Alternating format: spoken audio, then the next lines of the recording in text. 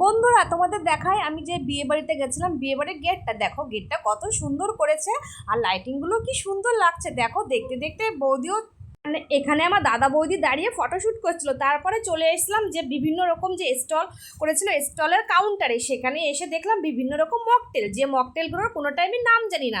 তারপর আমি একটা খেতে শুরু করে দিলাম। খেতে কিন্তু বেশ ভালোই লাগছিল আর খুব টেস্টিও লাগছিল। আর ওয়েদারটাও দারুণ ছিল, কেননা তখন হঠাৎ করে ঝড় উঠেছে। তারপরে আমি দাদাকে বললাম খাবি খাবি, দাদা বলছে না না খাবো না খাবো না। তারপরেই দাদা খাইনি, আমি খেয়ে নিলাম। চলো এবার চলে যাওয়া যাক মেন কোর্সে। এখানে এসে দেখি রসগোল্লা, বাপরে, কালাকাঁদ, যাই হোক আমি নাম হয়তো জানি না। তারপরে আছে ভেটকি মাছের পাতকি একটা চপ। দাদা বৌদি এখানে ওয়েট করছে খাবার জন্য। আর এখানে চলে এসছে আমাদের বাবুও খাবার খাবার জন্য ওর জিভ একেবারে লকলক করছে।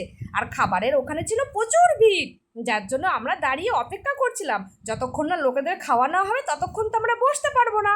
তারপরে এই বইটাকে আমাদের হয়তো সিট হয়নি, পরের বইটাকে আমাদের হয়তো সিট হবে।